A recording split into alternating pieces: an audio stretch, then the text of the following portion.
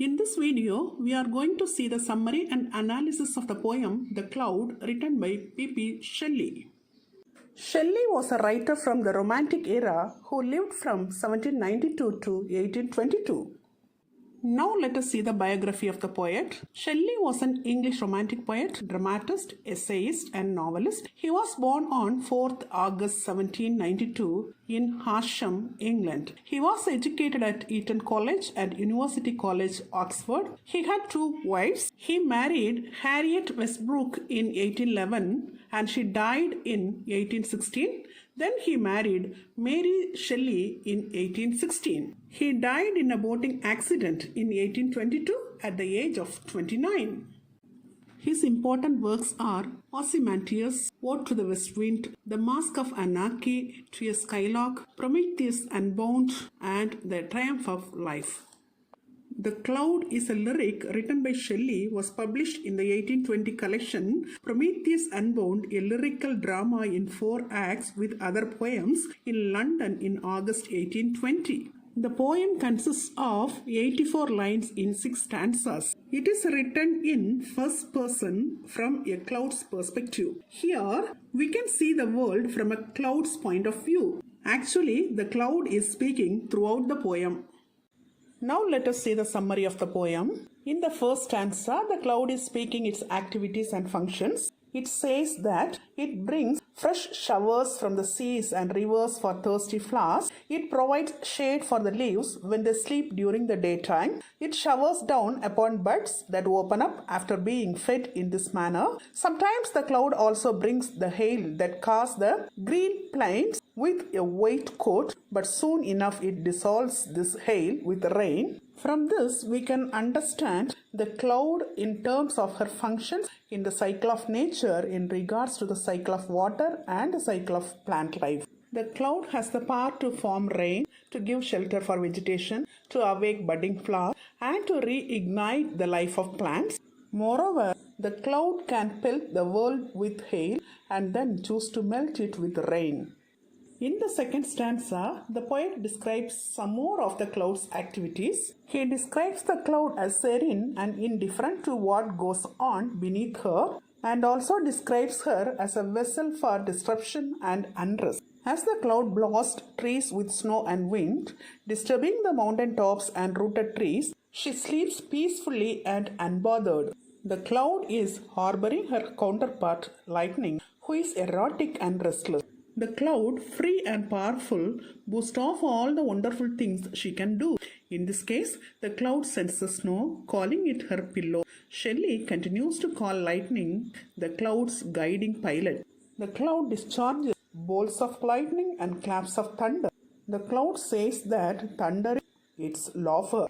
The details of the first stanza and the second stanza evoke both gentle and harsh qualities of the cloud.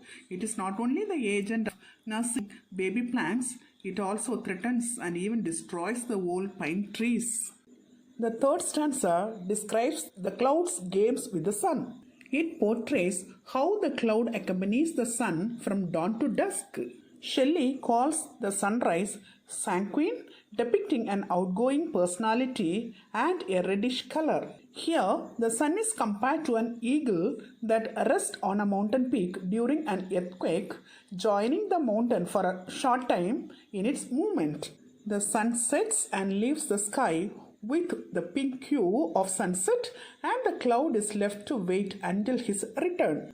This stanza highlights the significance of the cloud as a universally creative force of the nature.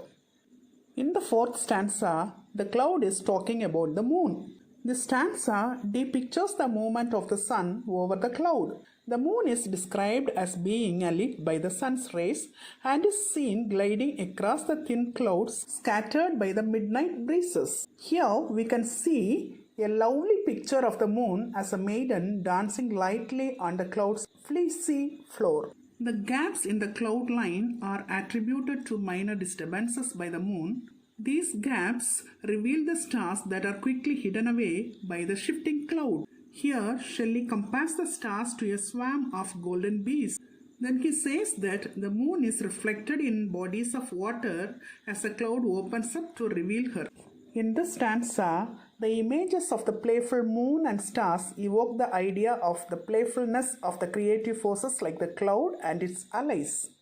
In the fifth stanza, the cloud describes the manner in which it restricts the moon and the sun. The cloud imposes some restrictions on the sun and the moon and guarding the lands and the seas. The cloud is pictured as a belt around both the sun and moon, limiting their ability to affect the earth. The moon is veiled by the cloud, who is spread across the sky by winds, and objects below become less visible and the stars disappear from view. The cloud covers the sea and protects it from the sun's heat, supported at such a height by the mountains. The cloud is pushed through a rainbow propelled by the forces of the wind. The rainbow is described as originating from the light of the sun passing through, created by light's reflection. The sixth stanza narrates the origin of the cloud and her continuously changing form through her unending cycle of death and rebirth. The cloud originates from the bodies of water and the moisture found within the earth and its inhabitants. She is composed through the sun's intervention, whose heat evaporates the water and moisture. Although the cloud is emptied from the sky as rain and the sky is bright from the sun's rays, the cloud is continuously recreated and undone in a never-ending cycle. Here the cloud says that it is the daughter of earth and water and an infant nursed by the sky. It passes through the holes in the oceans and the shores. It changes, but it does not die. The cloud is one thing and also many things. It changes its forms, but it is the same essence of life, growth, and change in the nature. It is the agent of the cycle of life, for it changes the seasons and sustains all living beings by bringing the rain, giving shade, letting the sun shine when needed, and bringing the dry autumn for plants to wither and give way to the next spring. It is not only gentle like a child, it is also terrible like a ghost. It supports the system of life ceaselessly and in numberless ways. Till now, we have seen the summary of the poem. Now, let us see the critical analysis of the poem. The Cloud is a lyric written in anaphaistic meter. It consists of 84 lines in 6 stanzas. Natural beauty, mortality, and joy are the major themes of this poem. Throughout the poem, Shelley personifies a cloud that acts as a mother to the earth, a nurse to the plants, and then flies under the sky like bees. In this poem, Shelley is the mythmaker.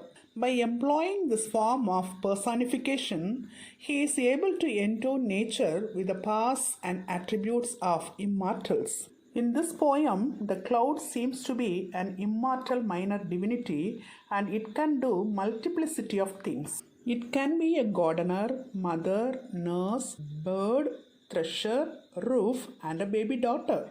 The cloud is a metaphor for the unending cycle of nature. Shelley endows the cloud with sentient traits that personify the forces of nature.